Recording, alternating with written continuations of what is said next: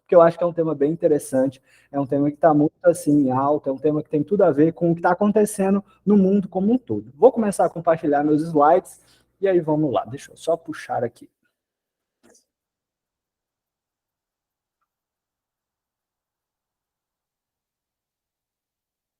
Tá aparecendo? Sim.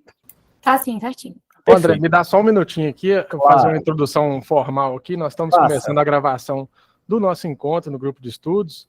Você que está assistindo no YouTube aí, fique com o palestrante André Lino. Ele aqui, além de advogado, é mestrando aqui na UFMG e vai falar sobre o tema de pesquisa dele, sobre a jornada exaustiva. André, você está com a palavra. Muito obrigado. Então, gente, eu queria começar aí com um poema, só para a gente refletir a respeito disso que a gente vai falar, né? Jornada, horário de trabalho, duração da jornada. Escolhi esse poema de Cecília Meirelles, acredito que alguns já devem conhecer, chamado Horário de Trabalho. Ela fala assim: depois das 13 poderei sofrer, antes, não. Tem os papéis, tem os telefonemas, tem as obrigações, a hora certa. Depois, irei almoçar vagamente para sobreviver, para aguentar o sofrimento. Então, depois das 13, todos os deveres cumpridos, disporei o material da dor com a ordem necessária para prestar atenção a cada elemento. Acomodarei no coração meus antigos punhais, distribuirei minhas cotas de lágrimas. Terminado esse compromisso, voltarei ao trabalho habitual. Eu acho que um poema a gente não tem que explicar, mas eu acho que esse poema ilustra aí para a gente a importância da jornada de trabalho. Porque a jornada, né, a fixação de uma jornada, de um período de trabalho, da duração, ela serve justamente para delimitar qual vai ser o espaço que o trabalho vai ocupar na vida da pessoa. Porque a tendência do trabalho, ainda mais dentro de uma sociedade capitalista, né, que a gente está aí movido numa engrenagem que visa o lucro o tempo inteiro, a tendência é que o trabalho tome a nossa vida por completo e não permita nem que a gente possa sentir as nossas dores pessoais, viver as nossas experiências, experimentar aquilo que a gente deseja. Então, o horário de trabalho, ele é importante, ele é a razão de ser, né, de existir do direito do trabalho. Lá no fundamento, na origem do direito do trabalho, estava a questão da luta por uma fixação de uma jornada de trabalho reduzida, que não permitisse mais que as pessoas vivessem só para trabalhar.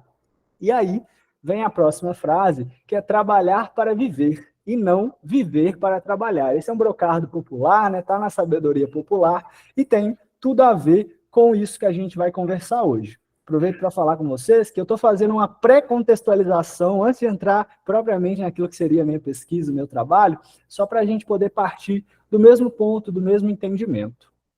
Simão, você levantou a mão? Tem uma mão levantada? Se quiser. Eu acho que deve ser por engano. Tá joia.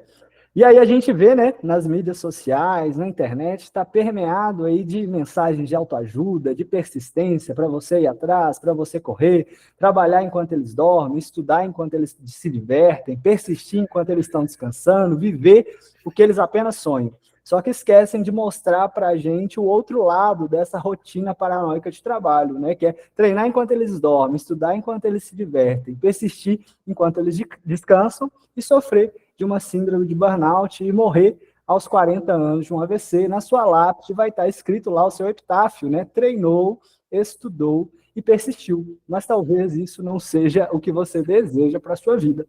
Trouxe essa notícia da CNN mostrando que o home office e o trabalho híbrido, eles desencadearam mais casos de burnout. E aí o levantamento que eles realizaram indicou que essas pessoas, né, especialmente os jovens, na pandemia, no teletrabalho, no home office, além de eles trabalharem mais horas, ou seja, aumentou a extensão, eles perceberam também que estão trabalhando com mais intensidade, estão sendo mais produtivos. Isso tudo desencadeia um ciclo vicioso, né, em que leva o corpo e a mente da pessoa à exaustão. A OIT e a OMS também já fizeram algumas pesquisas. Longa jornada de trabalho aumentam as mortes por doenças cardíacas e também por derrame. Falam que em 2016, 745 mil pessoas morreram em decorrência de jornada exaustiva, de uma jornada muito intensa ou extensa. Tiveram doenças cardíacas e derrame cerebral por causa da jornada de trabalho, do estresse que estavam submetidas. Então, quando a gente para analisar a jornada exaustiva e o excesso de jornada, apesar de não serem maços de cigarro, eles podiam vir estampados com essas duas imagens. O excesso de jornada, né, o excesso de trabalho, a jornada exaustiva, elas causam envelhecimento, causam doenças do coração, causam doenças da mente, e elas são causa de morte de muitas pessoas na atualidade. Então, fazendo esse panorama mesmo, trouxe também essa tirinha, por que trabalhar 20 horas por dia? Estou em busca de reconhecimento. Acha que terei? E o outro responde, no IML, sim. Então, qual que é o nosso contexto? A gente está vivendo aí a sociedade do cansaço, né? Esse filósofo sul-coreano, não sei pronunciar o nome dele, se alguém souber, me explica depois, mas eu tenho limitações linguísticas para pronunciar esse nome. Ele teceu aí essa expressão, né, de sociedade do cansaço, e o que ele aponta? Nós vivemos uma sociedade que trata a exaustão como um fato que é natural e que é inerente à nossa vida. Lembrando que o tema do nosso grupo é uma nova perspectiva, né, sobre a jornada exaustiva. Então, acho que é importante a gente entender primeiro que a gente está dentro de um sistema que trata a exaustão como algo natural. É um sistema que reconhece que isso tudo faz parte da nossa vida. Tem o discurso de autoajuda, que gera também uma autocobrança, né? A violência da positividade, está tudo dando certo para todo mundo está conquistando e eu não. Exposição excessiva de informações, especialmente por causa das mídias sociais, gera esgotamento mental. Tem a questão do neo-sujeito, nós nos tratamos como empreendedores de nós mesmos, né? Nós não somos pessoas, nós somos, assim, pequenas empresas e grandes negócios que estão funcionando por aí em todas as partes do mundo. Isso gera em nós uma lógica de competição, é fruto dessa racionalidade neoliberal e que nos impõe o tempo inteiro métricas de produtividade. É fazer mais, fazer mais, fazer mais, tem sempre um papagaio assoviando na nossa orelha. Faça mais, você pode fazer mais, trabalhe mais, estude mais, corra mais. Então, esse é o contexto que a gente está vivenciando atualmente na sociedade. Além disso, a gente tem a questão da própria vida urbana, né? Trânsito ruim, cidades caóticas, poluição visual, poluição ambiental, transporte público péssimo, correria, tem que almoçar respondendo mensagem do chefe, várias demandas, dor de cabeça, corre para lá, corre para cá. Enfim, a gente está vivendo uma sociedade estressada, uma sociedade exausta, uma sociedade do cansaço, dentro de uma lógica neoliberal, vivendo flexibilização de direitos, desregulamentação. Então, esse é o contexto por trás de tudo que a gente vai conversar a partir de agora. Como eu falei, isso era só um parêntesezinho antes da gente entrar propriamente no tema da pesquisa. O meu TCC foi esse título, a conceituação da jornada exaustiva sobre a ótica da jurisprudência do TRT, e o que me motivou a pesquisar a jornada exaustiva dentro da ótica do TRT. Primeiro, participei de uma pesquisa na clínica em que nós analisamos todos os acórdãos, tanto dos TRTs quanto dos tribunais regionais federais, que tratavam sobre trabalho análogo ao escravo, não apenas jornada exaustiva. Mas me chamou muito a atenção que quando eu analisava aqueles que tratavam sobre jornada exaustiva, parecia que os desembargadores tentavam se livrar de alguma forma da expressão jornada exaustiva e de reconhecer que aquilo que eles estavam tratando era jornada exaustiva. Então, eles chamavam de qualquer outra coisa, davam outro nome, davam uma nova roupagem para tratar daquela questão que a gente reconhece como sendo uma questão típica, né? Existe um tipo penal, artigo 149, que disciplina o que seja, o que é a jornada exaustiva.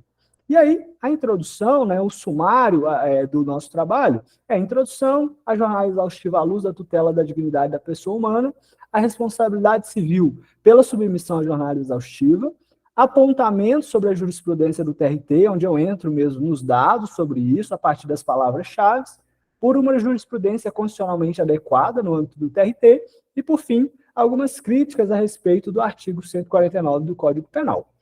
Então, gente, como eu disse, já fiz uma apresentação ali, uma introdução sobre a questão da sociedade do cansaço, e além disso, a gente tem também, no mundo atual, flexibilização, precarização, pejotização, lógica de empreendedorismo, né? O trabalho em plataforma, tem muita gente estudando, é algo crescente, está afetando muito a vida das pessoas, mas apesar dessas novas formas, essas formas até mesmo tecnológicas e disruptivas de trabalho, a gente tem a continuidade de uma forma muito arcaica, que é o trabalho análogo ao escravo. Apesar de hoje ele receber esse nome, na prática ele é o trabalho escravo. O Sakamoto, do Repórter Brasil, até fala, a escravidão nunca acabou, ela continua. E a gente tem que tomar um cuidado também, porque acaba que a gente volta o olhar para essas novidades, né, para aquilo que está acontecendo no mundo de novo, de diferente, e acaba passando despercebido daquelas práticas que estão aí acontecendo há séculos, né, milênios no mundo. Apenas no primeiro trimestre desse ano foram 918 resgates. Então, foi um número bem alarmante, é um recorde de resgates esse ano. Uma conjuntura de fatores explica isso, né? Talvez uma maior visibilidade, a própria mudança de governo que acabou favorecendo o grupo móvel de fiscalização que estava um pouco precarizado, mas, assim, é um número recorde, então é uma prática que continua existindo. Nos anos passados, 2022, 2021, a média de resgates foram de 7 pessoas resgatadas por dia. Então, não é uma questão que ficou lá para trás, ela só está assim, encoberta pela poeira, mas ela continua acontecendo. A nossa Constituição, ela estabeleceu aí a dignidade da pessoa humana, ela estabeleceu o valor social do trabalho, isso são fundamentos e, ao mesmo tempo, são objetivos, né, da República. É sobre isso que a República se estabelece. E ela elevou alguns direitos trabalhistas ao status de direitos fundamentais, dentre eles a limitação da jornada. Vem o artigo 149, né, com a reforma de 2003, e introduz um conceito que se pretende vanguardista do que seja o trabalho análogo ao do escravo, põe lá as 4 modalidades, né, condições degradantes, servidão por dívida, trabalho forçado, e põe a jornada exaustiva. É interessante, até coloquei aí, que ele usa o termo ou. Então, não é necessário que você tenha as 4 hipóteses acontecendo ao mesmo tempo para que se verifique o trabalho análogo ao do escravo. Basta que aconteça ou a jornada exaustiva, ou o trabalho forçado, ou a servidão por dívida. É uma conjunção alternativa, não é e, é ou. Então, qualquer um deles, isoladamente, é capaz de configurar, e é um problema que a gente vai discutir à frente também. E o bem jurídico tutelado, conforme assim, a melhor interpretação dessa norma, já não é mais a mera liberdade de locomoção. O que a gente passa a ter como âmbito de tutela nesse momento é a dignidade mesmo do ser humano. Mas a definição exata do que seja jornada exaustiva, né, enquanto hipótese do trabalho escravo contemporâneo, ela ainda é bastante controversa. Há, inclusive, alguns teóricos, na atualidade, que defendem que ela não é uma modalidade autônoma do crime, mas ela seria uma subespécie, né, uma categoria dentro das condições degradantes. Essa interpretação, eu acho que ela realmente ignora o texto da lei, porque o texto da lei coloca lá ou. Então, não é necessário que você coloque um dentro do outro, nem que todos aconteçam para que se repute configurado o trabalho. Deixa eu só ler a pergunta. Quais os nomes dos juízes costumam utilizar para substituir o termo jornada exaustiva? Vou falar disso mais à frente também, tá bom? Pode guardar essa pergunta que ela vai ser respondida. E aí, qual que é a questão? Então, como que a gente pode definir o que é a jornada exaustiva?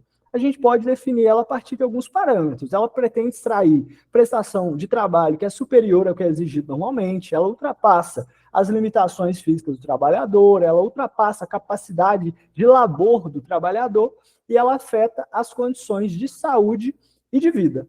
Mas isso ainda parece não ser um conceito muito bem delimitado. A gente estabelece mais algumas coisas, mas isso ainda não fecha direitinho, não amarra o que é o trabalho análogo ao escravo na modalidade de jornada exaustiva.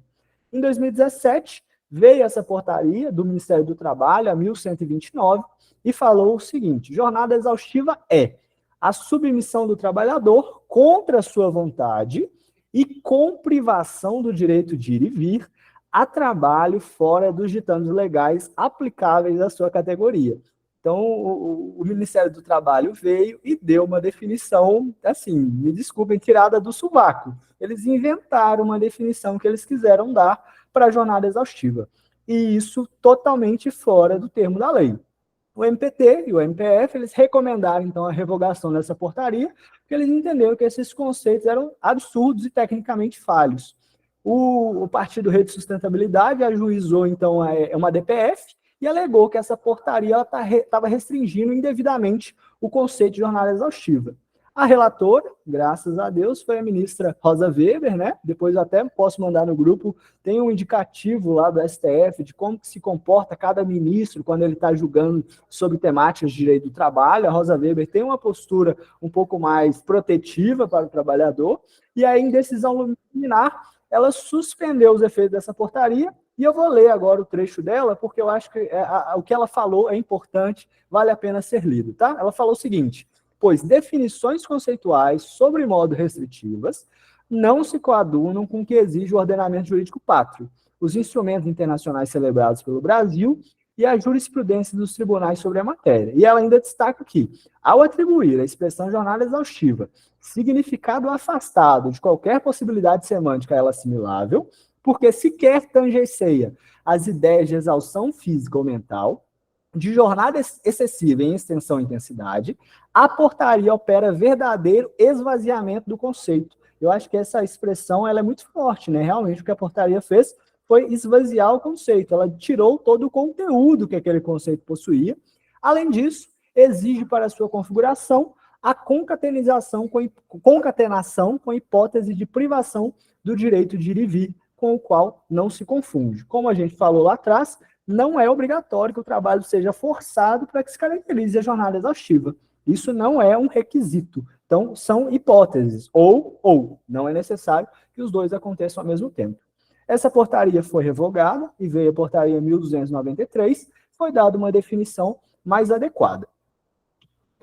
Ela fala que toda forma de trabalho, de natureza físico-mental, que por sua extensão ou por sua intensidade, então a gente tem que perceber esses dois vetores que estão dentro da jornada exaustiva, acarrete a violação do direito fundamental do trabalhador, notadamente os relacionados à segurança, saúde, descanso, convívio familiar e social. Então agora parece que começou a entrar no eixo, está em conformidade com o que o STF apontou na figura da ministra Rosa Weber, posso disponibilizar os slides sim depois, e ele está apontando agora um caminho mais progressista, está caminhando para o futuro, está no sentido de proteção dos direitos do trabalhador.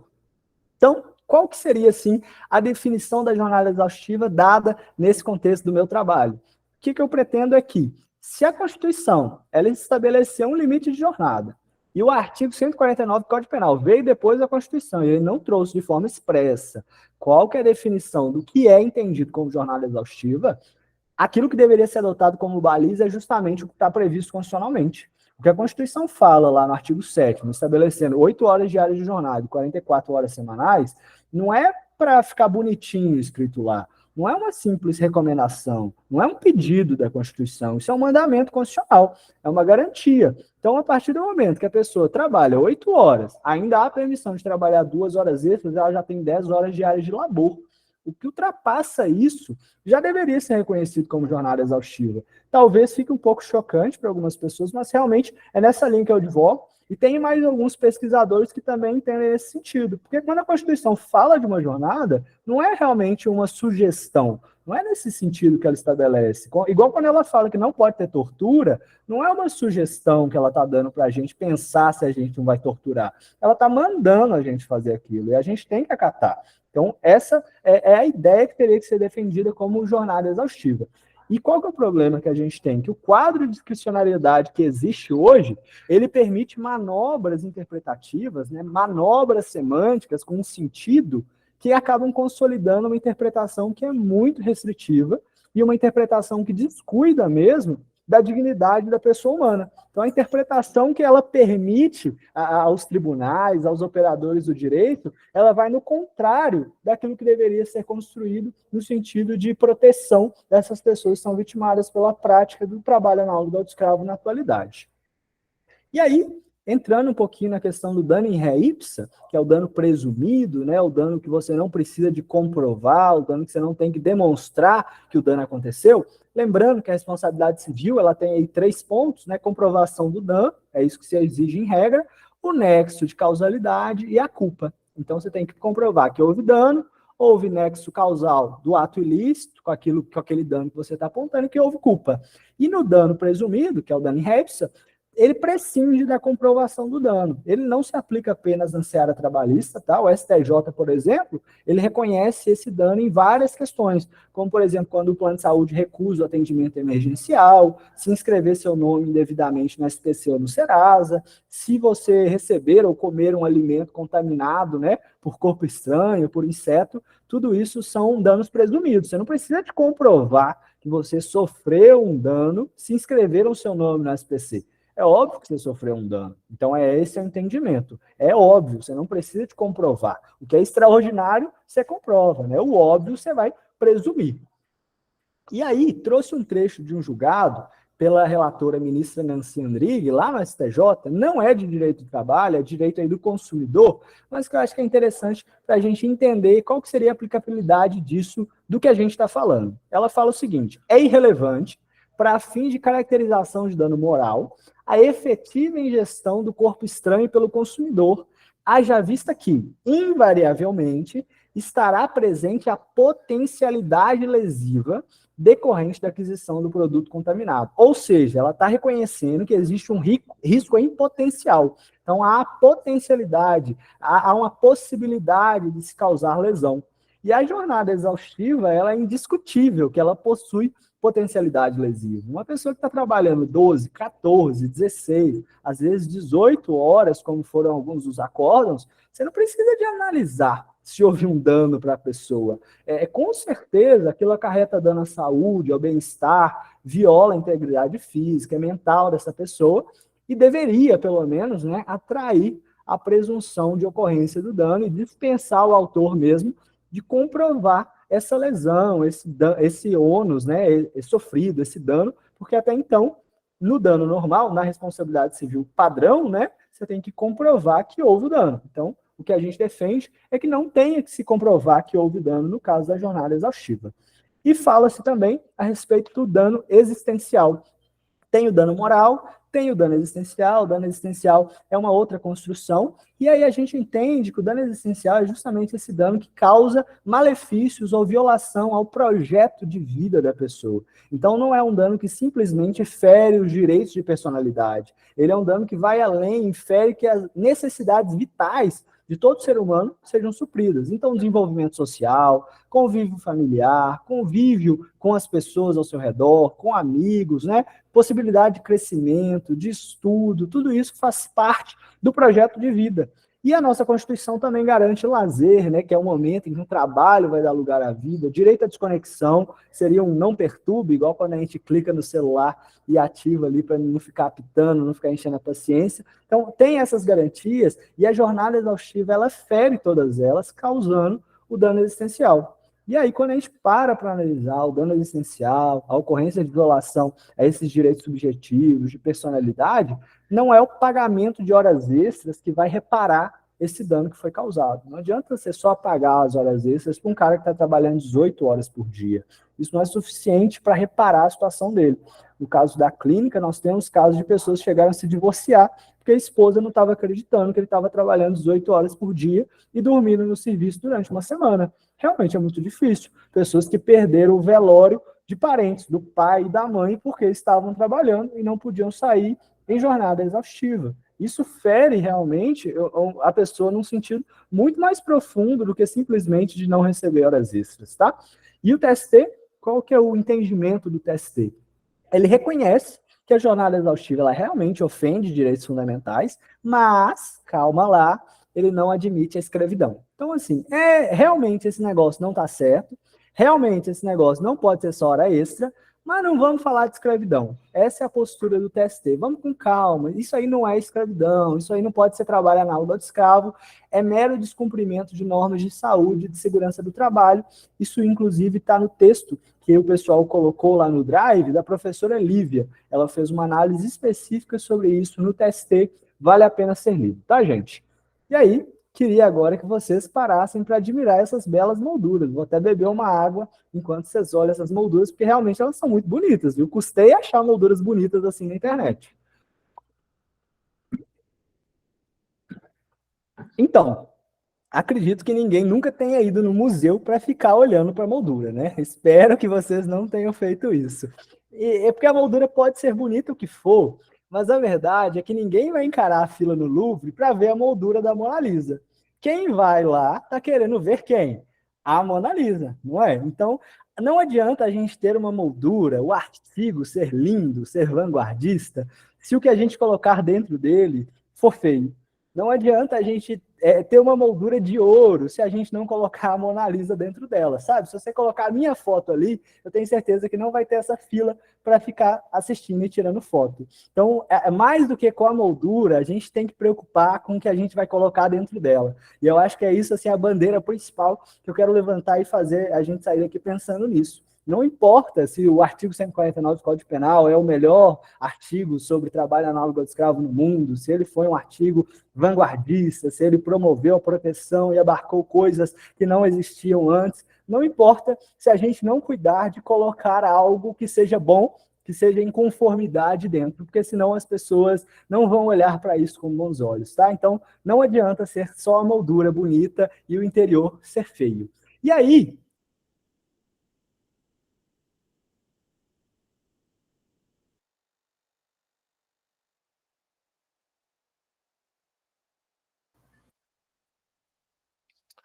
Gente, eu acho que o André deu uma travada aqui. Só esperar um pouquinho para ver o que houve. Parece que até apagou lá. Talvez ele até ficou sem energia. Pedir só a paciência de vocês aí, tá? Vocês podem ficar tranquilos que... A mim, vocês escutam? Alguém Sim, confirma? Ah, beleza. sim, vamos ver aqui. Eu tô achando que... Eu já mandei mensagem para ele aqui também. Beleza. Vou mandar agora lá. Pode ser, a Ana Carolina tem um ótimo ponto, hein? Estão censurando o André, é verdade. Perguntaram aqui no grupo do WhatsApp sobre o acesso aos slides. A gente pode perguntar para o André, mas eu acho que não vai ter grandes impasses dele mandar o slide para a gente no grupo, não. Isso, Não, depois a gente pode colocar ele no Drive também, né? A gente cria a pasta da semana e coloca lá para você terem acesso, se o André concordar em compartilhar, mas acho que não teremos problemas. O André já deu notícia aqui, pessoal. Ele tá entrando pelo celular porque ele ficou sem luz lá. Então, só um minutinho que ele tá voltando. Vocês conseguem compartilhar aí para ele, gente? Os slides? Eu acho que sim. A luz aqui em casa acabou. Eu consigo baixar aqui um segundo que eu compartilho. Quem sabe faz ao vivo, André. É isso aí, André. Na emoção. Quem sabe faz ao vivo no escuro. Eu acho, André, que não vai dar pra gente ficar aqui até 5 horas da manhã, igual você pretendia, com seus 50 slides, hein? A gente ia até às 7h30, mas a luz acabou e fica difícil. Olha, aqui, o André, alguns participantes do grupo perguntaram se pode compartilhar o slide. Aí depois você manda pra gente mandar no grupo. Você deve estar no grupo também, né? Qualquer coisa você manda lá, ou então manda pra gente. A gente vai colocar no Drive também. André, eu tô mostrando seus slides aqui para compartilhar. É melhor no formato de PDF? Pode ser no compartilhar slide mesmo. Como a partir do próprio Google mesmo, pode ser. Ah, tá, beleza. Não tinha pensado nessa possibilidade. Vou abrir aqui agora. É porque ele é online, né? Aí dá para você seguir compartilhando. Aí eu vou te pedindo para passar à medida que for. Simon, você tá com a mão levantada, quer fazer algum comentário? Fica à vontade. Eu não sei, às vezes você esbarrou aí. Eu tenho a impressão que essas mãos levantadas, eles confundiram as palmas. Pode ser, Tá, e tem um tempão. Não, beleza. Gente, o compartilhamento tá certinho. Tá dando certo, Júlia. Tá, aí você só clicar em apresentação, isso. Aí, ó, perfeito.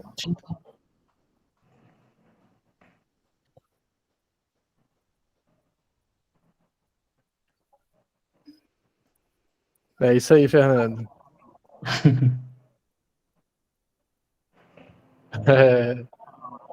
Eu já passei do slide certo ou não? Agora eu tô meio perdido. Vamos ver se ela tá prestando atenção, hein? É depois da Mona Lisa. Ah, verdade, nem chegou na moldura bonita ainda. Passa da Mona Lisa, isso. Perfeito, eu acho que é... Aí, pode voltar. Isso, perfeito. Então a gente estava falando, né, quando eu caí, fiquei sem luz, gente, aqui em casa acabou geral, não sei o que aconteceu, mas vamos voltar. Estava falando sobre a questão de não adianta a gente ter uma moldura que fosse de ouro, se a gente não preencher ela com conteúdo, né, como a ministra Rosa Weber até falou, esvaziamento do conceito, do conteúdo, não adianta. A gente tem um quadro que ele só é bonito por fora, mas o conteúdo dele não presta. E aí, eu parei para analisar os acórdãos aqui no TRT, da terceira região, né, que é o de Minas Gerais, a respeito da jornada exaustiva. Selecionei, a princípio, a palavra-chave, né, jornada exaustiva, justamente porque ela é a modalidade típica, ela é o que está previsto lá no tipo penal. E aí, depois de fazer a filtragem, eliminar aqueles acórdons repetidos, aqueles acórdons de agravo de petição, cheguei a 39 acórdons. Jornada extenuante, 25, jornada desgastante, 2, jornada excessiva, 46 e jornada degradante, 2. Qual foi o recorte temporal? Foi a partir da vigência daquela portaria que substituiu a anterior e deu um conceito mais adequado para a jornada exaustiva. Resolvi esse recorte, por quê? Porque eu falei, vamos ver se essa nova portaria deu uma nova visão para os tribunais, para o Tribunal Regional do Trabalho da Terceira Região, a respeito da jornada exaustiva. E como a palavra-chave jornada exaustiva só gerou 39 resultados, seria um recorte muito pequeno para se analisar. E aí eu pensei, até a partir da outra pesquisa que a clínica realizou, provavelmente existem palavras que estão sendo utilizadas no lugar da jornada exaustiva. É uma manobra semântica mesmo, um jogo linguístico, para não se referir ao termo típico, né, ao termo penal. E aí você se refere a palavras que estão parecidas, mas que não são apropriadamente o mesmo termo.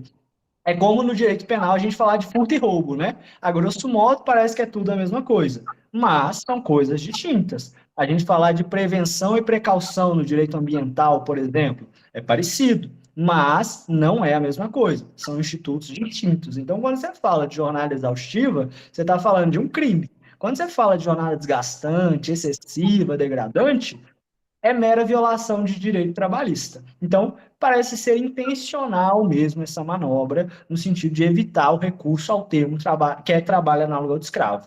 E aí, além disso, eu quis verificar se houve menção expressa ao termo jornada exaustiva, se havia menção ao artigo 149 do Código Penal, se havia menção a essa portaria do Ministério do Trabalho, se é possível verificar qual era a jornada realizada, né, o tempo de jornada, se havia jornada exaustiva pela intensidade ou pela extensão, e se havia sido reconhecido o dano em ré ipsa, que é o dano presumido. Pode passar.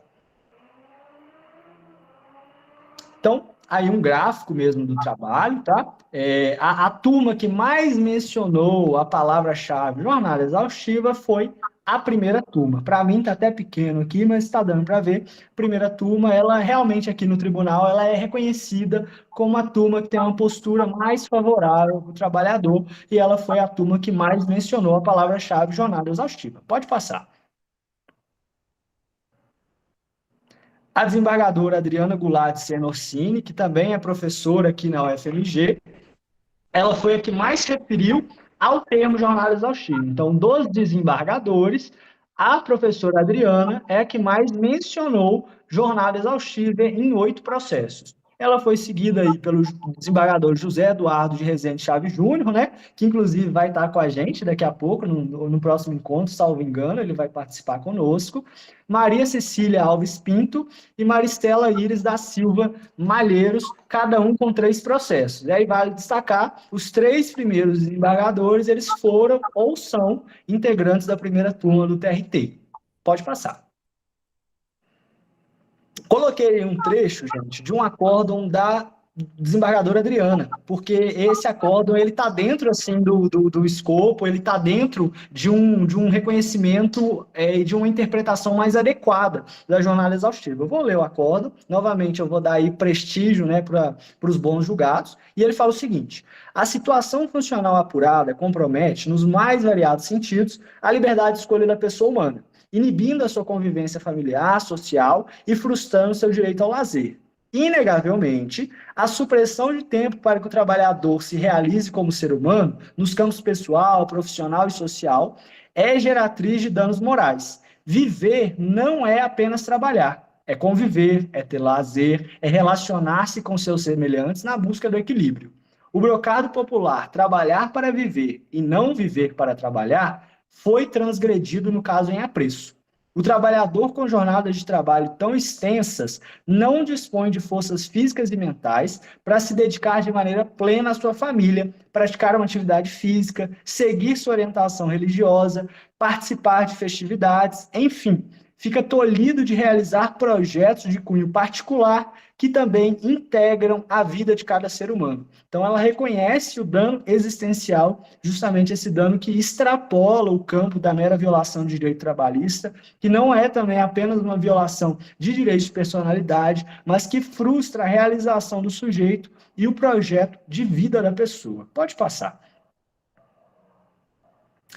Na palavra-chave jornada exaustiva ainda, a principal atividade empresarial encontrada foi o transporte de cargas, tá, gente? Disparado, 46%, salvo engano, foi o transporte de carga, e a mesma coisa acontece com relação às demais palavras-chave. Uma coisa que pode estar concatenada com isso é justamente porque no âmbito do transporte de carga, no transporte de pessoas e transporte ferroviário, acontece muito o turno ininterrupto, né? Que é aquele turno que cada hora a pessoa vai trabalhar em um horário, trabalha de manhã, trabalha de tarde, trabalha de noite, e isso acaba gerando realmente uma exaustividade da jornada. Pode passar.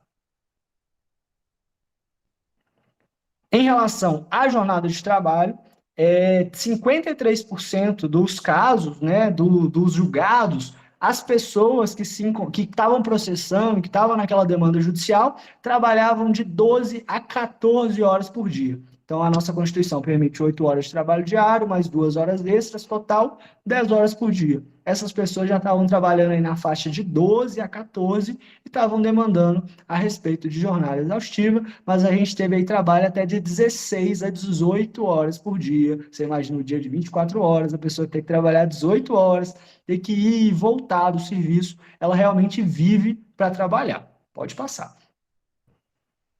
E aí, dos 39 processos, com a palavra-chave jornada exaustiva, o dano moral existencial presumido, né, sem necessidade de comprovar o dano, ele só foi reconhecido em 19, menos de 50%. Eles não distinguem muito bem o que é o dano moral, o que é o dano existencial, apenas mencionam a palavra lá. Maior condenação que foi aplicada, 20 mil, menor foi 3 mil.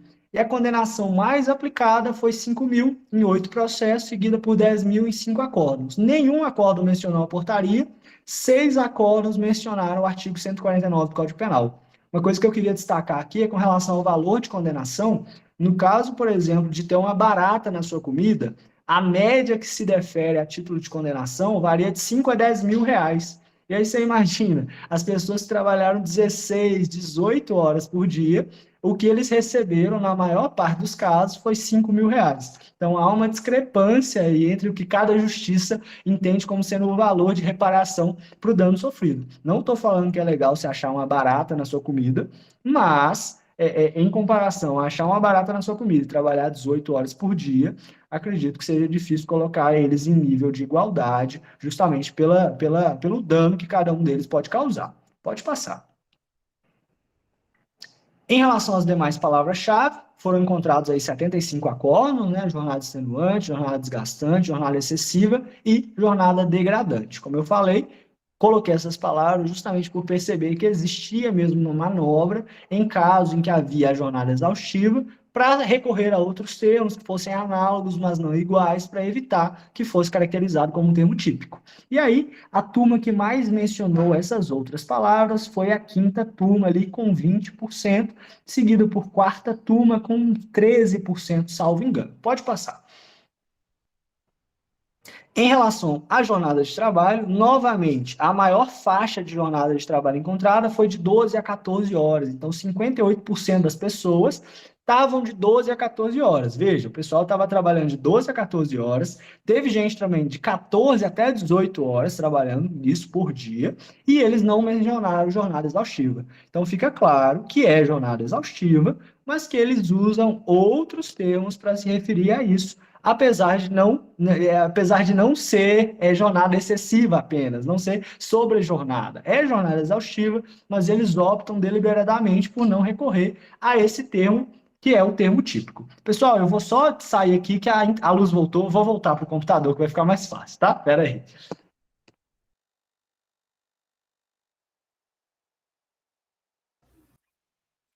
Beleza.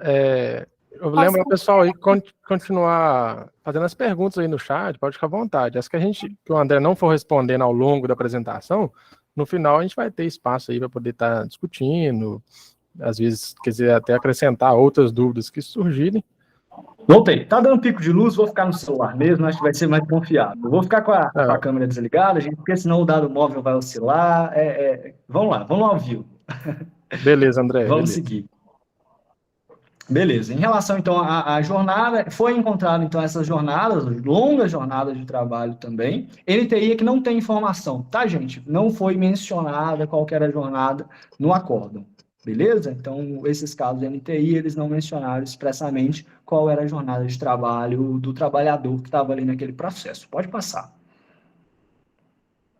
Então, 26 processos desses 75 concederam alguma espécie de reparação extrapatrimonial, ou seja, dano moral ou dano existencial, mesma coisa. Não distinguiram, então, eles não fundamentam qualquer distinção entre dano moral e dano existencial. Maior condenação aplicada, 20 mil, menor, 2 mil, e a condenação mais recorrente, em 10 processos, 5 mil reais, seguida por 10 mil em 5 processos. Novamente, aquela questão da comparação do valor do dano moral. Você acha uma barata na sua comida, você ganha 8 mil reais. Você trabalha 18 horas por dia, você ganha 2 mil ou 5 mil reais. É discrepante. Nenhum dos acórdãos mencionou a portaria do Ministério do Trabalho e só um mencionou o artigo 149 do Código Penal. Pode passar. E aí, cito aí alguns desses julgados, né, que a gente entende como sendo inadequado a uma interpretação constitucionalmente adequada. Esse julgado fala o seguinte: não há comprovação de que a jornada praticada tenha causado prejuízo à convivência familiar e social ou de frustração de projeto de vida. Aí é que eu aproveito para fazer só um parêntese, gente. É muito difícil de você comprovar o dano existencial, a frustração aí do projeto de vida, de convivência familiar e social. Como é que você comprova que você não podia ficar em casa? Eu trabalhava 18 horas por dia, morava 3 horas do meu serviço, tinha que pegar 4 ônibus, e eu preciso de comprovar, além desses próprios fatos, que eu não conseguia conviver com a minha família. É muito complicado. Aqui na clínica a gente experimenta muito isso. Vários casos, os desembargadores, os juízes não reconhecem que houve essa frustração, dessa expectativa de vida, desse projeto de vida, por entender que a gente não teve êxito em comprovar. Por isso a importância dessa inversão do ônus da prova e de entender até que o dano moral, no caso de jornada exaustiva, ele é presumido. Você não precisa de provar que uma pessoa que está trabalhando por tantas horas, em um dia de 24 horas, e ainda tem transporte, ela está sendo afetada de uma maneira deletéria por essa jornada que é exaustiva. E aí o acórdão prossegue e fala, e mais, ainda que tivesse sido provada que a conduta patronal, ainda que tivesse sido provada a conduta patronal de descumprimento de normas e obrigações trabalhistas, tal por si só, não daria ensejo à indenização postulada, uma vez que a legislação trabalhista possui combinações específicas para coibir abusos como os alegados, sendo, portanto, passíveis de reparação judicial. Nesse caso aí, o trabalhador estava de 12 a 14 horas por dia. Pode passar. Outro julgado. Ainda que tenha sido provado que o reclamante laborava habitualmente em jornada extra, a situação por ele vivenciada não autoriza a indenização postulada. Eis que não demonstrado cerceamento do convívio sócio-familiar. Você fica 18 horas fora da sua casa, tem também o transporte, mas você não demonstrou que te privou do convívio social e familiar, a ponto de abalar a sua esfera extrapatrimonial. Então, esses dois julgados aí mostram para a gente um pouco o entendimento contrário a tudo isso que eu estou falando aqui, que entende que tem que ser demonstrado, que a jornada exaustiva por si só não é capaz de configurar um dano. Pode passar. E aí agora eu queria trazer realmente um momento pérola, né? Porque esse é um momento especial, a gente tinha que tirar um print, porque essa desembargadora, ela inovou, ela deu um passo além. Pode passar. E aí ela coloca para a gente o seguinte: em caso, houve condenação da reclamada ao pagamento de horas extras excedentes da 8ª diária e 44ª semanal. Bem assim, horas intervalares no termo do dispositivo sentencial, que por si só não leva ao convencimento de que restaria comprovada a prática de ato ilícito por parte da empregadora, já que esta não impôs jornada extremamente exaustiva. Olha só, ela vai além e ela resolve criar um tipo penal só dela, apto a ensejar a pretendida indenização. Nesse caso, o trabalhador estava lá 15 horas por dia e ela falou que o trabalhador não conseguiu comprovar que a jornada era extremamente exaustiva. Pode passar. E aí, realmente, eu acho que a gente podia colocar isso aí lá no código, lá no Planalto, né? Colocar um adendo no artigo 149 do Código Penal, escrever lá com a nossa mão, extremamente do lado ali de jornada exaustiva, e é verdade esse bilhete, porque foi isso que a desembargadora entendeu, que a jornada de 15 horas por dia, ela não é extremamente exaustiva. Não basta ser exaustivo, né? Tem que ter uma questão de um extremamente, algo bem forte, algo que mate assim, o trabalhador, para que a gente possa reconhecer realmente ela faz o artigo dela. Pode passar.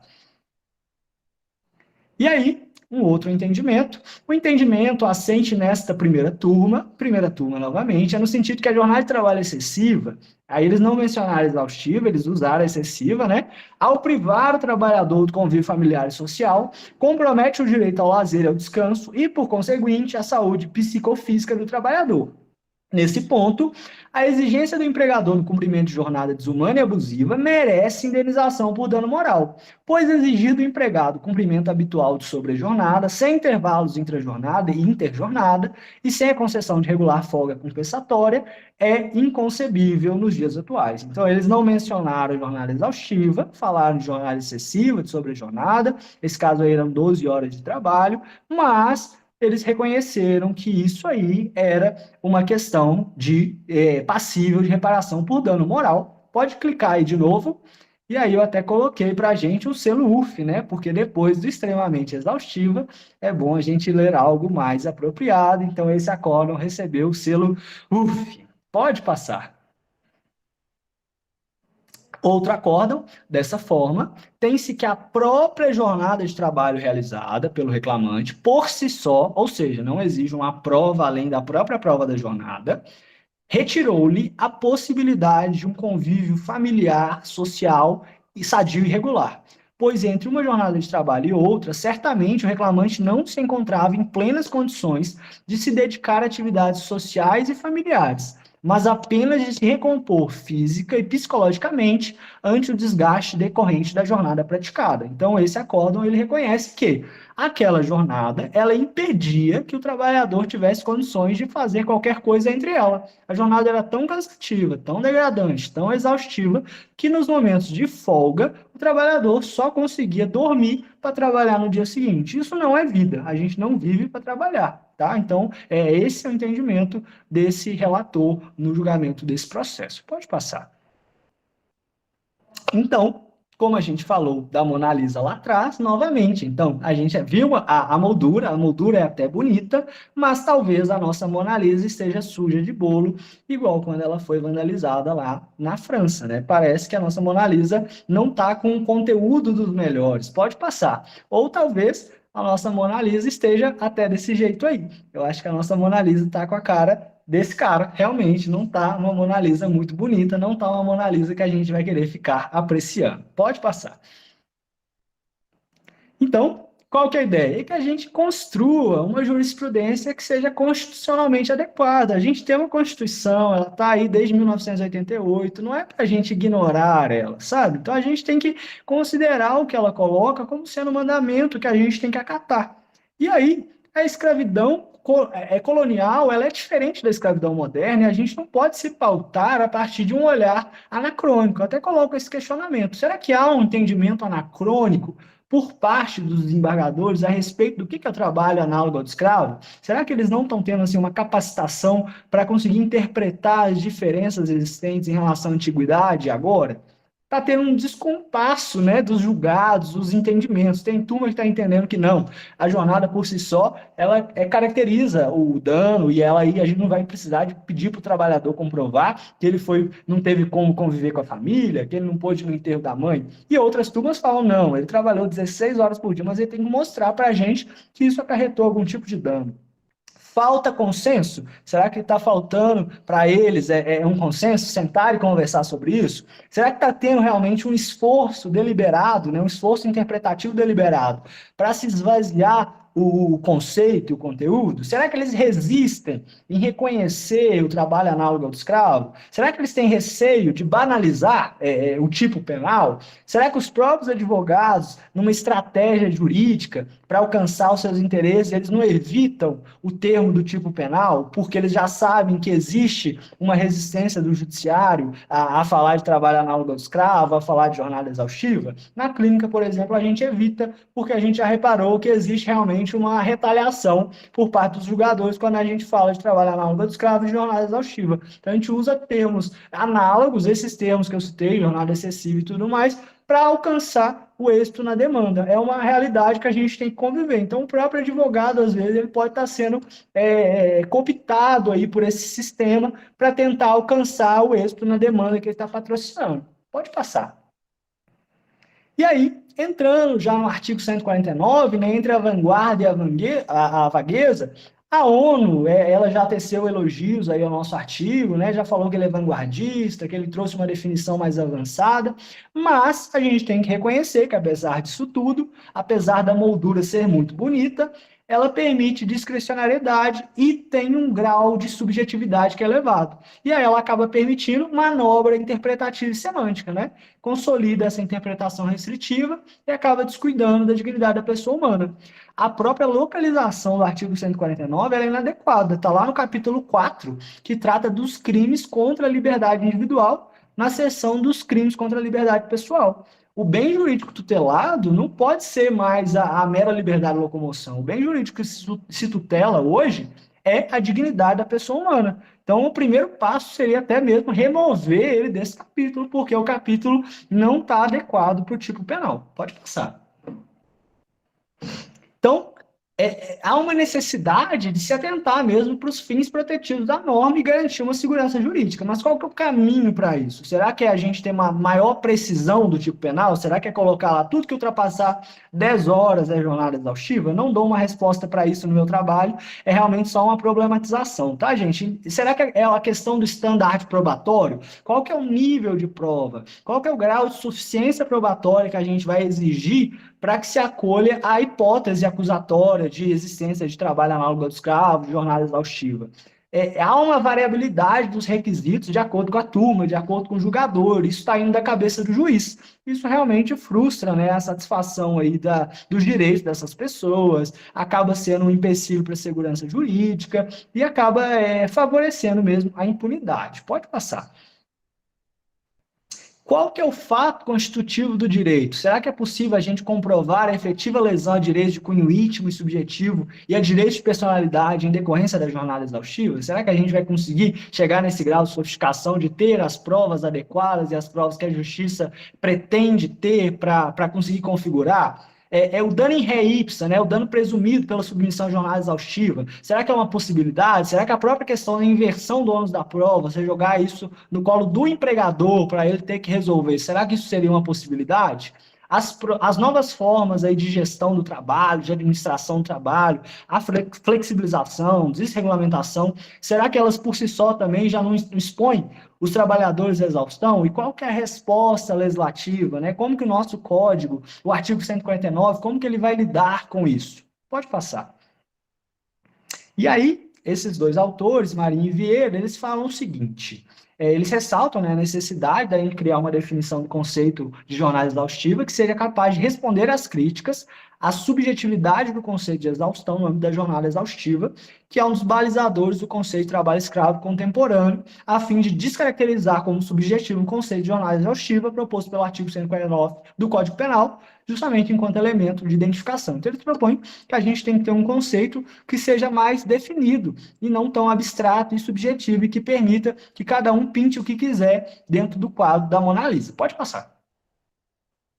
E aí, já em conclusão, a gente tem que pensar, né? O trabalho, na nossa Constituição, ele é reconhecido, né, como um valor social. Ele gera o desenvolvimento do homem, ele é um meio para o desenvolvimento, para o progresso, não só individual, mas coletivo, é um meio para a inserção social, mas ele também pode ser tratado como um meio para a exploração do outro, né? Aí você vai curvar as pessoas ao capital, né, a conquista do lucro, e vai ser um vetor de violação de direitos individuais.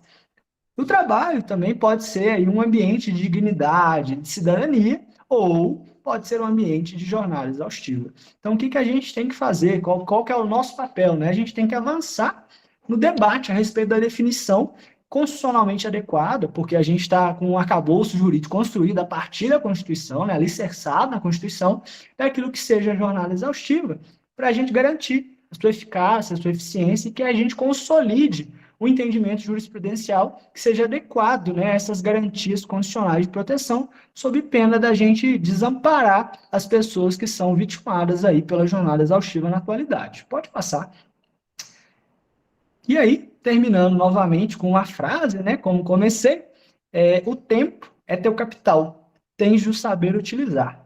Perder tempo é estragar a vida. E eu acho que isso tem tudo a ver com a jornada exaustiva, tem tudo a ver com o projeto de vida dessas pessoas que estão trabalhando aí 12, 14, 16 horas por dia. Se elas não tiverem alguém, né, se elas não tiverem alguma proteção ao tempo delas, eu até vi falando, realmente tempo é a única unidade de medida que é real, né, porque todo o resto é invencionite humana, mas o tempo ele existe mesmo e ele vai passando, e se a gente não utilizar ele da maneira adequada, a vida passa e a gente realmente perde tudo, perde as oportunidades, o trabalhador ele perde a oportunidade de um novo emprego, de estudar, de construir família, de lazer, de descanso, isso tudo fere esse projeto de vida, esse desenvolvimento pessoal que cada um tem garantido constitucionalmente, né, fruto da sua dignidade, que a nossa Constituição reconhece. Pode passar. E aí, pessoal, termino a minha fala, longa fala, agradecendo muito a vocês, muitíssimo obrigado. Desculpem pela luz ter caído aqui, foi um imprevisto, bem imprevisto mesmo, mas eu me coloco às ordens e a gente pode ir para as perguntas. Minha luz acabou de voltar, vou tentar ir para o computador novamente, um segundinho. André, você se prepara aí, porque tem muita pergunta boa aqui. Avisar o pessoal que o link de formulário de presença está disponível agora aí no chat. Lembrar a todos que é importantíssimo vocês marcarem presença, registrar que estão aqui para poder, né, ter a certificação direitinho. O André vai só entrar ali no computador. Aí, ó. Tô falando aqui, André, que você vai ter um grande trabalho, viu? Tem muita pergunta e pergunta boa aqui no chat. Eu perdi todas as perguntas, gente, porque eu fiquei meio pra cá, mas eu acho que não vai ter prejuízo, não. A gente vai discutir aqui e eu até tô pensando em fazer, assim, uma coisa mais quiz, assim, sabe? A gente pergunta, você responde mais resumidamente, algumas são retomando temas que você já falou, e a gente, assim, consegue passar por mais perguntas, né? Não fazer uma exposição muito detalhada, mas fazer pra gente passar por todas. Quem quiser perguntar ligando o microfone, também vai ser muito bem-vindo. Perfeito. Quem perguntou sobre os slides e sobre os materiais que o André tinha falado de compartilhar, a gente vai upar tudo lá no Drive, então hoje ainda a gente coloca lá e vocês conseguem ter acesso, viu? Vamos começar aqui, André. Tipo assim, como a questão da intensidade do trabalho dentro da jornada de trabalho de acordo com a Constituição? Quanto à intensidade, igual você mencionou algumas coisas, repassa nisso aí para a gente em questão da intensidade na visão constitucional. Perfeito. Na verdade, gente, a nossa Constituição é assim, tem vários pesquisadores aqui, viu, gente? Vocês fiquem à vontade. Assim, fico até com vergonha, mas aqui, a nossa Constituição não estabelece de uma maneira clara uma limitação à intensidade da jornada, né? A gente tem a limitação da extensão da jornada, que foi luta, né? É a pauta inicial do direito do trabalho, mas a questão da intensidade, ela ainda não é limitada. Inclusive, já existem movimentos ao redor do mundo.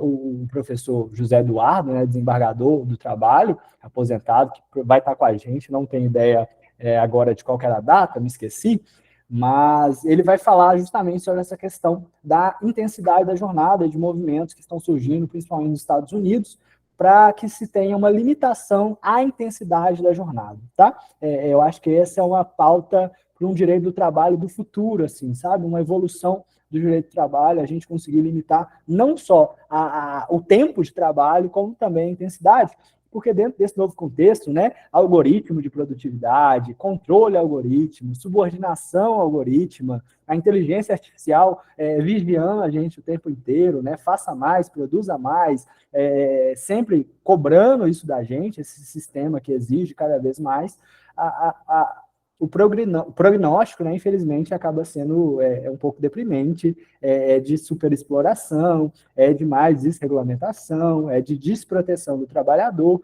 e não só do trabalhador mais humilde, né, pouco estudado, mas também até dos trabalhadores mais estudados, aqueles que estão em cargos altos. A gente está tentando, inclusive, trazer aqui a Giovana, que vai falar um pouquinho sobre isso, de pessoas que trabalham lá na Faria Lima, são bem abastadas, recebem bem, né, que ela chama até de escravos de luxo. Então, acho que fica nessa questão. Se alguém quiser complementar, fique à vontade.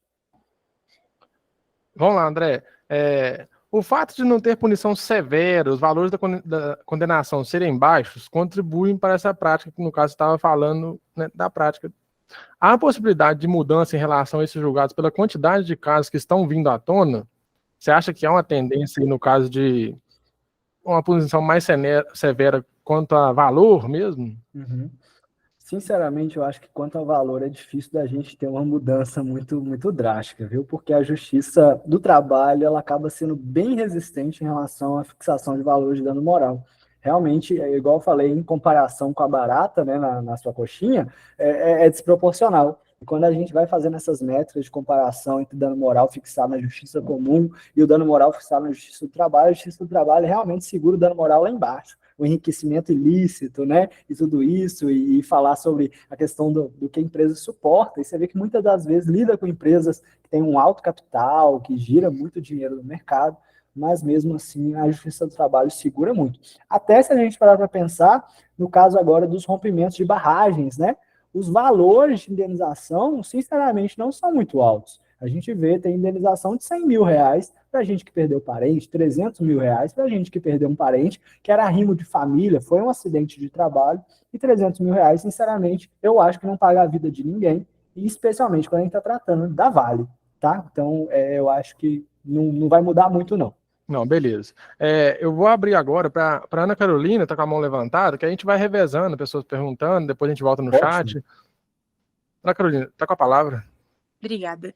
É mais um caso, assim, porque eu estava escutando a reunião do lado da minha mãe, e aí ela comentou que ela levou uma empresa que ela trabalhou na justiça, justamente por jornada exaustiva, e na época a jornada dela era de 15 horas, eles não permitiam que ela folgasse no feriado, nem no domingo, e foi justamente quando eu tinha nascido, então ela não teve contato algum comigo, e foi justamente isso que eles alegaram na acusação dela, né, na acusação da empresa. Mas enquanto eu conversava com ela, foi justamente na hora que você estava falando dos valores, na época, a indenização dela foi em 30 mil. Mas hoje em dia, ela falou comigo assim, hoje em dia ela ainda segue uma jornada exaustiva em outra empresa, mas é muito mais por necessidade. Aí eu falei, você não entraria numa justiça hoje em dia para receber 5 mil? E aí me veio assim uma dúvida, porque essa me parece uma questão muito mais social do que meramente criminal ou somente do trabalho, porque essas pessoas se submetem a isso por necessidade, e não porque elas escolhem passar por isso. Principalmente com essa indenização de 5 mil reais, que é ridícula, ninguém levaria um patrão na justiça para ficar desempregado e receber 5 mil. Era isso. E ainda sujar seu nome, né? Porque o Jus Brasil tá aí, você não vai ser contratado nunca mais. É a realidade que as pessoas acabam enfrentando. E igual você falou, eu acho que é uma questão social, tá naturalizado. Realmente é dado como normal as pessoas trabalharem 14, 16 horas. E é nesse ponto que mais me chama a atenção, dentro trabalhar na aula do escravo, é justamente a jornada exaustiva, que eu acho que ela é uma coisa que está muito próxima da gente o tempo inteiro. Talvez as condições degradantes, a servidão por dívida, trabalho forçado, seja mais distante, esteja lá no meio rural, mas a jornada exaustiva ela permeia muito a realidade do meio urbano, né? Ela está ali o tempo inteiro tentando te abraçar. Então, se você não tomar cuidado, você cai nela e realmente você nem vê. A gente acaba sendo levado isso como naturalidade, fica sem ter o que fazer, porque todo mundo depende disso, né? Quem não nasceu herdeiro vai ter que trabalhar e acaba tendo que se submeter aos mandos e desmandos aí do empregador. Então, beleza, muito obrigado, André. Tá aqui o Simon, eu acho que é Aldilene, né? Que você tinha falado tá com a mão levantada? Tá aqui escrito Simon. É Simon mesmo? Pode falar. Ah, tá. Não, beleza. Eu vou passar então pro Edilson. Edilson, pode falar, vai ser um prazer ouvir aí. A gente acompanha seu trabalho no Instagram aí. Você é o cara. Ô, André, tá dando para ouvir? Sim, perfeitamente. André, eu vou contextualizar porque é mais fácil antes de perguntar. Eu já tive no ano passado, nos últimos 2 anos, eu tive 2 denúncias arquivadas aqui no MPF. A gente denunciou por jornada exaustiva, inclusive, pelo 149, só que ambas as denúncias foram rejeitadas porque o TRF, depois em grau de recurso, mantiveram isso, porque eles consideraram que não foi um ilícito penal, foi apenas um ilícito trabalhista. Aí, em direito do trabalho, tem todo esse problema, né? O que eu tentei fundamentar na época, eu até queria sua opinião, é se quando eu tenho, nesses casos, nós temos uma violação reiterada do intervalo interjornada, que serviria como uma presunção da ocorrência da jornada exaustiva. Confesso que, assim, eu tentei isso e não obtive êxito no TRF, mas cada vez mais que eu estudo esse assunto, me surge essa dúvida.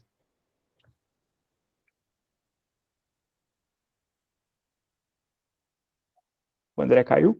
Parece que o André deu uma travada. Voltei, gente. A luz caiu de novo. Como o André parece que não pagou a conta de luz, a gente tem que... Mas ele voltou já. Você chegou a ver a pergunta, André? Que a coisa o Edilson fala... Isso, eu falo de novo. Edilson, você me perdoa. Repete, por gentileza? A pergunta? Isso, eu ouvi até a parte de vocês com a denúncia no TRE. Isso, tenho 2 denúncias que nós fizemos aqui no MPF, na 15ª região. Elas foram rejeitadas, mantidas pelo TRF3, porque eles entenderam que não foi um ilícito penal, mas apenas uma violação trabalhista.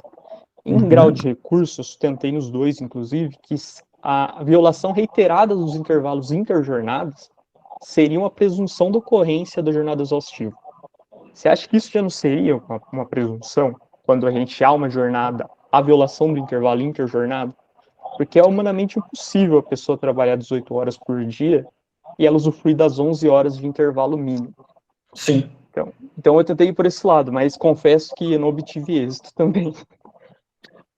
Eu concordo muito, porque realmente o interjornada é justamente essa garantia entre um dia e outro, né? E aí a gente hoje, por exemplo, não tem a questão das horas nem itinerê, né? As horas que você tinha em deslocamento, era uma garantia para o trabalhador também, querendo ou não, né? Local de difícil acesso e tudo mais. Muitas das vezes a gente entra até nessa questão. O trabalhador tem que pegar 4 conduções para chegar no lugar onde ele vai, mora muito longe. Então, eu entendo sim que no caso dessas violações sistemáticas, especialmente do interjornada, fica caracterizado uma jornada que é exaustiva, né? Porque a ideia do interjornada, mais do que só a alimentação, que é igual ao do intrajornada, e de dar um repouso ali no meio, é permitir que a pessoa possa se recompor e ter tempo em casa para voltar para a jornada no dia seguinte. Eu estou até procurando aqui, tem uma outra pesquisa feita pela professora Lívia, junto com alguns discentes, a respeito da interpretação da jornada exaustiva na Justiça Federal. Depois eu vou ver se eu acho e mando para vocês também.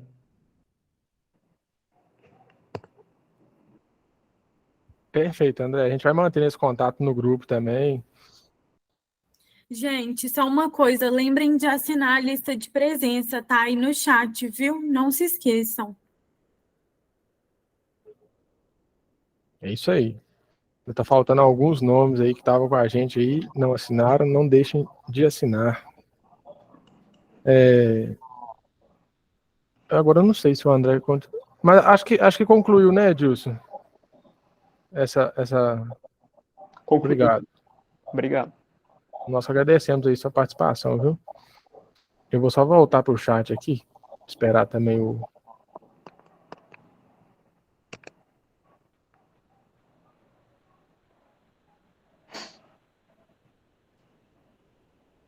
Tô aqui sem imagem, mas tô aqui, viu? Ah, não, beleza, André. Deixa eu te falar, a Juliana está perguntando sobre o seu TCC, ele já está publicado, se teria como você mandar... Peraí, acho que já está no site da UFMG, né, mas não carrega. Se está disponível mesmo, se você pode disponibilizar. Como é que é? Ah, beleza. Eu tô para lançar um artigo a partir dele também, mas aí eu vou verificar com a professora Lívia também como é que fica essa questão, e aí eu falo com vocês, mas eu não vejo problema em disponibilizar, não. Não, perfeito. Obrigado, Juliana, pelo interesse. Deixa eu ver mais umas. Eu tô achando que eu pulei algumas perguntas. Se a Júlia estiver olhando aí também, Júlia? Alguma que eu pular aqui? Eu vou ler uma aqui da Geiciane. O artigo 149, ele defende que quando identificada uma das 4 características, pode ser considerado trabalho escravo. No caso da identificação de jornada exaustiva, funciona assim também? Ou seja, toda jornada exaustiva está relacionada com trabalho escravo? Mesmo que o profissional trabalhe em empresa com acesso aos direitos fundamentais? Então, essa é a grande complexidade, né? Porque a jornada exaustiva, ela mexe não só com o campo, igual eu falei, a servidão por dívida, trabalho forçado, talvez a gente vai ver só na roça, pessoas que não têm, assim, condições. Já a jornada exaustiva, ela vai tocar gente que recebe bem, ela vai tocar pessoas que trabalham em altos cargos, ela vai tocar vários outros âmbitos que talvez as outras hipóteses não toquem. Então, é uma questão a se pensar, tá? Realmente eu não vou dar assim, uma resposta dizendo para você é isso ou aquilo, mas eu entendo que sempre que a pessoa se submete a uma condição de trabalho em jornada exaustiva, em geral não vai ser por vontade própria que você está naquela condição de jornada exaustiva. Você tem uma dependência daquele salário em alguma medida. Por isso que citei a Giovana, né, que a Natália foi tentar convidar para participar com a gente. Ela vai trazer justamente essa perspectiva. Eu acho que vai ser interessante, vai enriquecer bastante a nossa percepção. Mas eu não saberia assim, me livrar dessa pergunta de uma maneira muito satisfatória. Eu peço até perdão por isso, mas é tema para pesquisa, tá? Ótimo, ótimo. Agora, assim, caminhando para o final mesmo, né? Alguém quer perguntar, fazer uma pergunta aí, ligar o microfone? A gente está pronto para o debate aqui. Eu dei uma passada pelo chat aqui, eu acho que as outras questões foram se resolvendo. Sim, eu dei uma conferidinha aqui também, passando pelas perguntas que já foram ditas. Eu acho que o chat a gente conseguiu finalizar. Se mais alguém quiser abrir o microfone ou mandar o chat, podem ficar à vontade. Foram perguntas muito boas, né? O pessoal, a gente vê que está bastante interessado, gente que conhece do tema, né? Então, vai ser um grupo que eu acredito que a gente vai conseguir evoluir muito em vários temas aí, temas de pesquisa também, que podem, às vezes uma pergunta que pode dar ensejo até a uma grande pesquisa depois. Edilson, está com a palavra. André, eu tenho uma dúvida também. Agora meu tema de pesquisa novo está sendo dano existencial, né? Então, eu tenho acompanhado mais os viés dos TACs. Então, questão de valores, quanto está sendo. E nos acordos que você leu, você viu se tinha mais a prevalência de dano existencial ou moral? Porque tem uma grande divisão disso. O MPT evita ao máximo possível falar em dano existencial a todo custo. Ele foca no dano moral individual e coletivo. E o TRF, às vezes, eventualmente, fala em dano existencial. Aí no seu, qual é a prevalência? Você conseguiu ver? Prevalência do dano moral, viu? Moral? Os advogados, pelo que eu percebo assim, também, eles evitam recorrer ao termo. Eu acho que por causa que sabe que existe uma resistência em falar de dano existencial. Eu já vi desembargador falando, tipo assim, isso aqui eu deferiria dano moral. Não tem como ser dano existencial, porque não feriu a existência, a essa condição assim, de quase transcendência da vida da pessoa, sabe? Sim, eu até comparando, eu acompanhei o caso das vinícolas no Rio Grande do Sul, até estou habilitado no inquérito, e lá foi um grande problema, porque muita gente queria dano existencial, o MPT não foi atrás, preferiu o dano moral, por aquele valor. Eu parei para fazer a conta, até fiz uns gráficos, que deu acho que R$ 5.000 de dano moral individual por pessoa. E eles evitam o máximo possível falar em dano existencial mesmo. É bem complexo isso. E lá, a meu ver, claro, posso ter errado também, mas estava claro que era dano existencial. Né? Lá tinha praticamente todos os tipos, os substantivos previstos ali no caput do 149. Mas é bem complexo mesmo.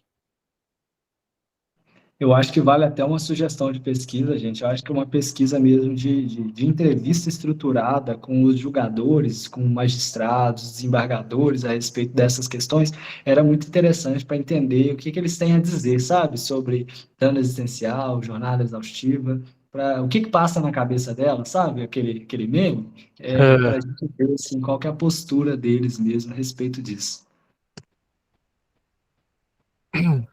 Gente, agora caminhando para o final mesmo aí, a gente está aberto para mais perguntas, por favor, tragam os questionamentos, aproveitem o André até o último segundo, ele está aqui até 5 horas da manhã respondendo perguntas.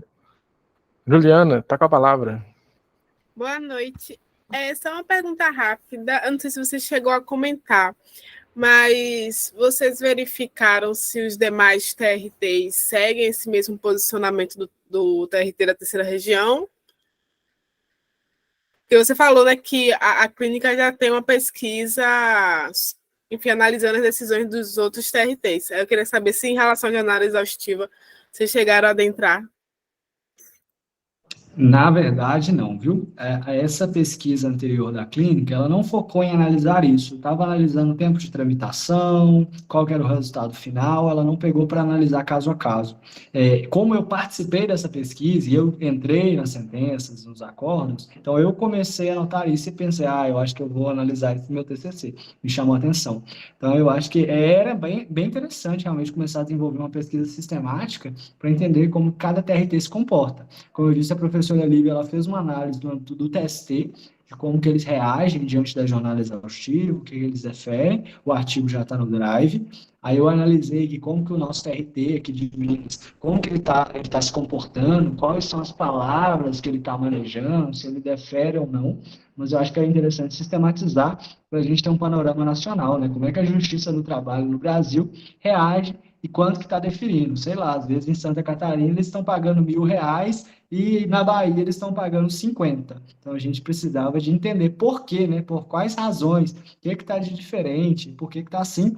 Até interessante também, não é sobre jornada exaustiva, é sobre condições degradantes, mas no STF atualmente tem uma DPF que está discutindo sobre a variabilidade, né, do conceito de condição degradante em cada região do país, porque tem lugar que os julgadores, né, os operadores do direito exigem A, em outro lugar A, B, C, D e F. Então, eles estão querendo entender qual que vai ser o padrão. Acho que a jornada exaustiva, antes da gente chegar a um conceito que fosse perfeito, a gente tinha que começar a entender como é que cada lugar está se comportando, para a gente tentar definir aí o que seria o melhor caminho, qual que é a melhor estratégia.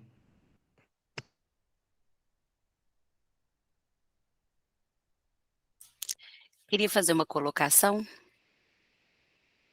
Estão me ouvindo? Sim.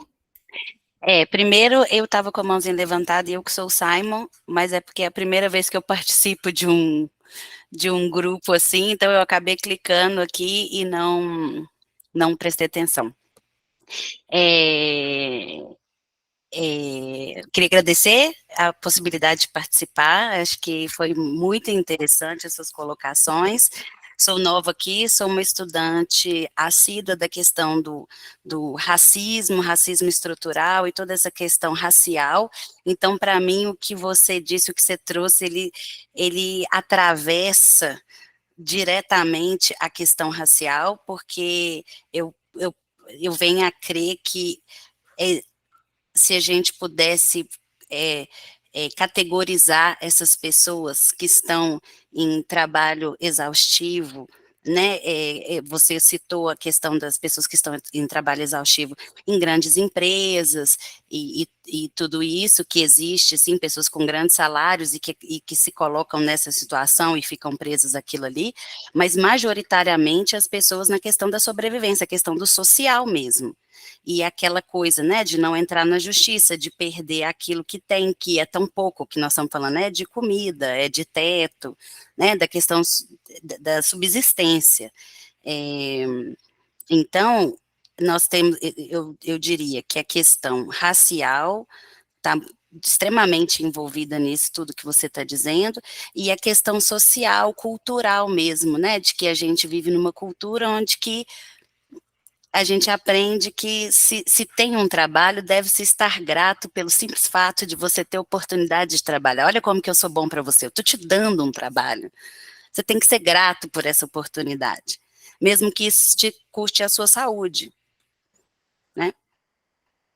Perfeito. Essa lógica, né, eu acho que eu até falo, o discurso de afeto que acaba existindo nessas relações trabalhistas no Brasil acaba invisibilizando o discurso de direitos, né, porque realmente a gente trata, ele deu um trabalho, é quase uma dívida de vida, assim, mas não é uma relação contratual. Você está ali vendendo as suas horas de trabalho e ele está te pagando um salário por aquilo. Não tem favor nenhum acontecendo, não tem ninguém sendo muito bonzinho, né? Até vi uma vez uma frasezinha, se trabalhar fosse bom, ninguém pagava salário. E realmente é isso, né? A realidade, a gente trabalha porque a gente depende disso para existir. As pessoas trabalham porque elas precisam de um salário. E a relação é contratual, não é de amor, não é de afeto, não adianta abraço, não adianta ovo de Páscoa, né? A gente precisa de um salário justo, de condições de trabalho dignas, de reconhecimento, que as horas, né, de trabalho sejam dignas, né? Que não seja uma jornada exaustiva, muito intensa. E aí já até emendo aqui também com que ouvi uma pergunta aqui da Sayonara, sim, existiria essa possibilidade de configuração de uma jornada exaustiva mesmo dentro das 8 horas. Só que aí a gente precisa demonstrar que essa intensidade, né, ela violou de alguma forma os direitos, que ela extrapolou aquilo que seria razoável. É super difícil essa prova, é muito difícil disso ser construído, mas existe essa possibilidade. Estava até lembrando, Simon, também, até na questão do trabalho infantil, né? A gente vê o pessoal, as crianças vendendo bala na rua, e muita gente fala, mas ainda bem que ele está trabalhando, era melhor do que... essa coisa não fecha, né? Não adianta a gente falar, era melhor que... Não, o melhor é que ele estivesse estudando, que ele estivesse ali se desenvolvendo, rompendo com esse ciclo até de pobreza, de marginalização. Infelizmente, a sociedade acaba normalizando. Isso, obrigada. Uma ótima colocação, agradecer mesmo pela participação, viu? O André já resolveu aqui a questão da Sayonara. Podem ficar à vontade, pessoal. Vamos fazer questionamento, aproveitar os conhecimentos do André aqui. E outras pessoas também quiserem contribuir na resposta, falar, o que o André respondeu aqui, eu penso também que tem isso, sugerir livro, pesquisa e tudo mais, falar que está pesquisando nessa área. É interessante justamente por isso, né? O André é o sabatinado aqui, mas estamos abertos a novas, né, linhas de pesquisa, de pensamento. Pode falar que ele está errado também. E aí? Não pode concordar com a relatora. Aí não dá.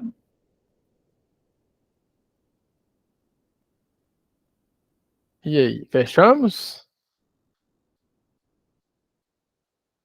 Né, no mais, assim, agradecer, lembrar se eventualmente alguém ainda não assinou a lista, tá, né, disponível o link aí no chat, não deixe de assinar. E agora nós vamos caminhando para o final mesmo, agradecer ao André pela brilhante exposição, né, um trabalho muito, muito bom, que vai ainda se desenvolver mais, render ainda mais frutos para a academia e para a sociedade no geral, né, que é um trabalho que vai refletir em vários desdobramentos. Agradeço aí a Laís também, vai falar. Só avisar que semana que vem a gente vai receber o Paulo Veloso, né, que é procurador do trabalho lá em Uberlândia. Ele já participou de evento da clínica, é muito legal, ele vai trazer um caso muito interessante para a gente também. Então vai ser ótimo, a gente espera vocês na quinta que vem, no mesmo horário. E aí a gente manda o link de novo lá no grupo do WhatsApp, viu? A gente já vai cuidar logo de mandar a gravação para o YouTube, então quem conhece algum amigo que não conseguiu assistir e que vai assistir de forma assíncrona, lembra ele, né? A gente está aqui no grupo justamente para ajudar um ao outro, lembrar, para a pessoa não esquecer de participar, lembrar que quinta-feira é dia do grupo, e é essa que vai fazer no grupo de estudos, né, gente?